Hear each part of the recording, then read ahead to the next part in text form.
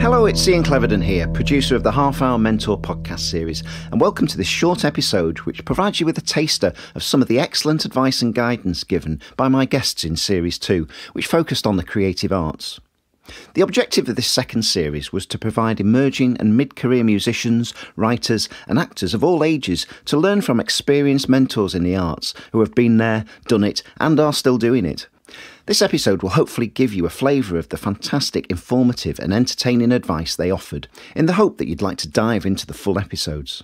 Firstly, let's explore the area of songwriting with 3 award-winning musicians and songwriters, all at different stages of their careers: Charlie Dore, Finlay Napier and Katie Spencer. With regard to songwriting, you'd think there'd be a best way of approaching it. Therefore, I asked each of them whether they write music first or lyrics first. Here's Charlie Dore. It's a song, so music first. There are 2 provisos here. One is that if it's boring musically, you can't rescue a horrible tune with a fabulous lyric. I don't think it's possible. However, with a song that is half decent musically, you can upgrade it enormously with a fabulous lyric. Katie Spencer. Music. Yes, music. Finally, Finlay Napier. Mostly lyrics first. In other words, do what's right for you. They give lots more guidance on their approach in their respective episodes.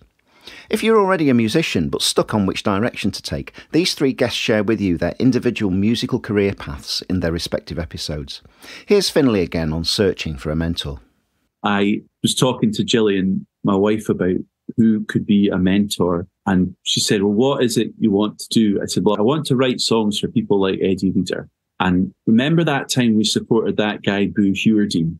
I want to be able to do a gig like at that gig that Boo did, where I'm telling stories and I'm singing songs. And he writes songs for Eddie Vedder, you know. I said, and the other thing that he does is that he teaches songwriting. So that means he'll be a really good teacher. And I'd like to be a really good songwriting teacher too. And Jill was like, do you not think maybe you should ask Boo Hewerdine then? So what you're saying is there's one man who is also a good teacher that fills all the 3 things you want to do. Why not ask him? So I did.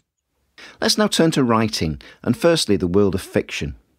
If you want to be a crime writer, for example, how do you start to plot out your storylines?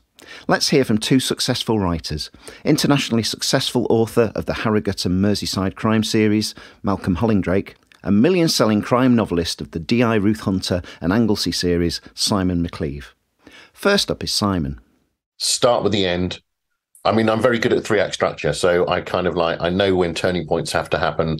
Understand. I always know the beginning. I always know the end. So that's all plotted out. And the middle bit, I sort of go and have a bit of an exploration and see quite how we get there. So it's definitely a hybrid writer. How about Malcolm? So what's the idea when you sit down to write the first page or the first chapter of a book? One idea. You must have a theme. One idea. Just an idea. Right. And it could come from anywhere, and that's part of the pleasure of it all, really. It's also the worry, believe you me, it's also the worry. What do I write today? And once you're typing away. But this is the way that people like Ian Rankin work. We're known as pantsers because we just sit down and write. Whereas people like Frederick Forsyth are planners to the nth degree, and they have their storyboard set out, they know where they're going, and that's where their time is taken, where mine is taken, sitting at the keyboard and developing the idea. You're beginning to realise that the only rule in creative arts is that there are no rules. Let's hear a little more from Malcolm on how he plans his writing day. At my stage now, I set myself a challenge of 1,000 words a day. It's not a lot, but I try to do 1,000 words. Because that also means reading the 1,000 words from the previous day and adjusting those. That doesn't come into the 1,000 words I'm going to do today. And then writing. And that will then sit on the table. Sometimes it's more, sometimes it might be 1,500, sometimes it might be 900. It's not written in stone, but it's nice to have a challenge. Do you look at the rewrite and the review of yesterday's work first? Yes. Before you start on the 1,000 word study? Yes. Because that's critical. It also it refreshes your mind where you left off. I also try to leave a note where I want the next day's work to go. So Did I cover that the previous day? Did I achieve what I was hoping to achieve from the day before that? If yes, then I can carry straight on. If no, let's adjust that. Let's make it. Or an idea might have come to me in the middle of the night, or it takes me in a different direction. We also heard from Steve Bennett, award-winning TV scriptwriter and director of drama at Cambridge University's Downing College. How does the approach to writing vary when working on TV scripts, such as soap operas, for example? There are lots of great writers, but the ones who are working are all great rewriters. That's the key to television writing. There are brilliant writers who can't sustain that kind of job because so much of it is coming back at you saying, can you change this because? Can you change this? And it's often not artistic decisions. It's often because an actor has been ill, or it's because there's been a change in the circumstances on the street. One of the sets has been flooded. So can you move up those scenes out of the Rovers and put them into the corner shop, and so on and so on. There are so many imponderables that keep weighing in on what you're writing. We also had some fabulous advice from literary agent Matthew Smith for those who are considering writing their first novel. If you've written something and you genuinely want it to be published, you want it out there, you want it in book form, and you want people to read it, you have to decide what kind of author you want to be. You have to decide for yourself where you genuinely want to be with it. You know, if you want to be a great penguin author, you have to take a very different route to someone who's quite happy to self-publish and put their book up on Amazon. And I think the earlier a writer makes that decision about the author that they want to become, that will define your next steps. As you will see, there's a treasure trove of advice in these episodes. One common theme is that the vast majority of those working in the creative arts are keen to support others and pass on their knowledge where they can.